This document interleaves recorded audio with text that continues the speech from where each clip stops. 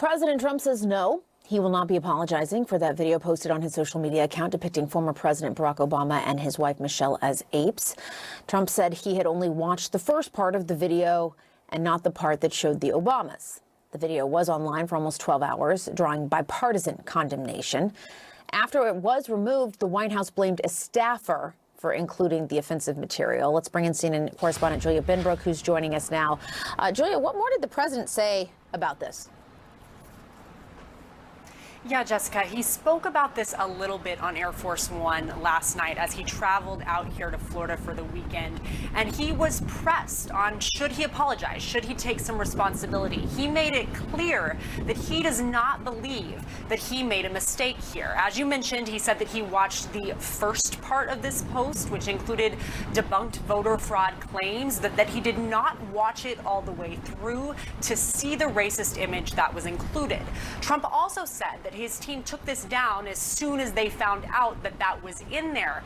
But it's important to note that there were 12 hours from the time this was posted to the time that it was actually taken down. And within those 12 hours, we saw a dismissive response from White House Press Secretary Caroline Leavitt, who referred to the response to this as fake outrage.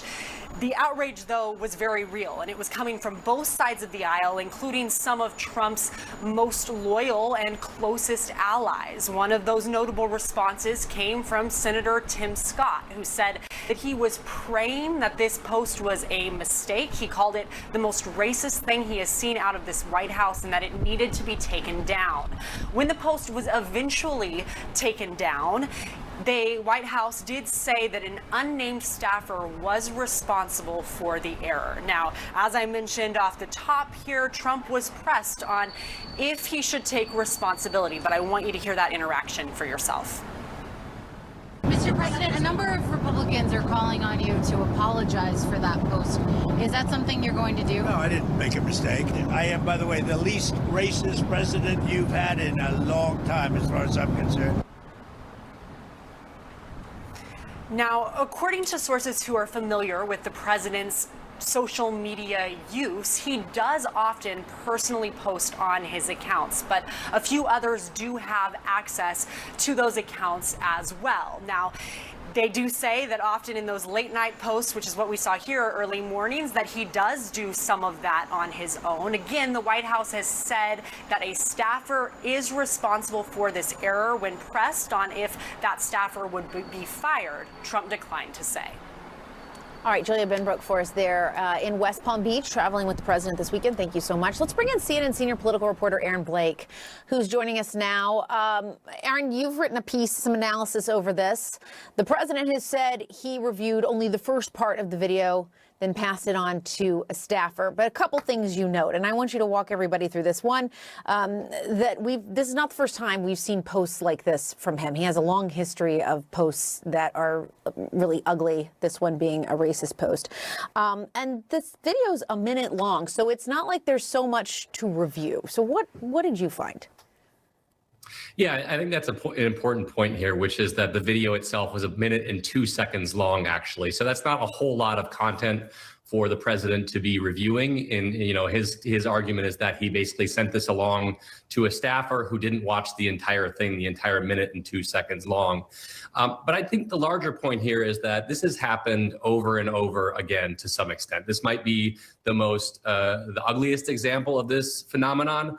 But we were talking a little while ago about Senator Tim Scott from South Carolina, the only Black Republican in the Senate, who called it the most racist thing that he'd seen out of this White House. Well, in fact, Tim Scott has, on at least 2 other occasions, said something like this about a social media post from the president. There was one time back in 2020 when the president posted one of his supporters. It included his supporters saying white power. There was another instance in 2020 that people might remember where Trump told certain members of the Democratic caucus in the House to go back to the countries they came from, even though 3 of the 4 of them were born in the United States. Both of those times, we also saw Tim Scott rebuke the president in pretty strong terms. And so I think the lesson here is that this kind of thing just keeps on happening. And the question is, why is that? Why are there not safeguards in place if indeed this wasn't Trump and if indeed this wasn't intentional? Yeah, the Tim Scott piece was significant for sure. And to your point, there don't seem to ever really be repercussions for this sort of thing. You know, we don't know, Julia was just reporting, if this so-called the staffer that they're pointing to will have any sort of repercussion for this. And certainly the president is saying he didn't do anything wrong. Yeah, and that's the thing, really. You know, you have one of these episodes and you have the blowback from it, and you really care about the issue. You might institute some kind of safeguards. You would have several checks. You know, in recent days, we've seen some discussions from former campaign aides from the Biden campaign, basically laying out the number of checks that they would have before something would get tweeted from one of their campaign accounts. And there was, 5 or 6 different people who would approve what was going to be put out there. You know, we've understood for a long time that President Trump's social media habits are not as refined as that. There's not as many safeguards in place. But this is the kind of thing that happens if that's going to be the case. And I think, there are a lot of people in the Republican Party, even more so than we've seen in these previous instances, that came out very strongly.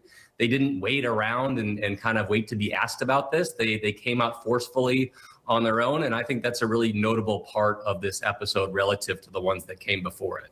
Yeah, and give us too, just put the pieces together for everyone, Aaron, on the context of in which this is coming. Obviously, he's feeling pressure on immigration and on the economy. There is a lot swirling around at the same time. Yeah, and I think there's no question that members of the president's party are increasingly comfortable doing things like this, speaking out in certain cases like this. They're not all going to ditch him completely all at once. That's certainly not going to happen anytime soon. But I think what we saw was, starting a couple of months ago, people might remember when Indiana was looking at doing its redistricting, which was, of course, something that Trump really pushed for. He wanted more Republican districts in this state. And we saw the state Senate actually reject that pretty resoundingly.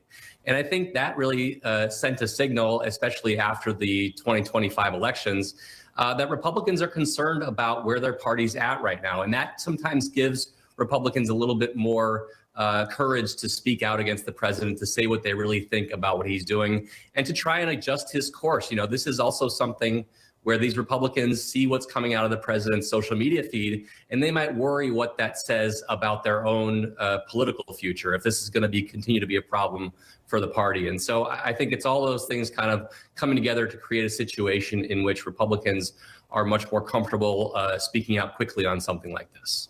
All right, Aaron Blake, great to have you. Thanks for being here. Thank you. And we'll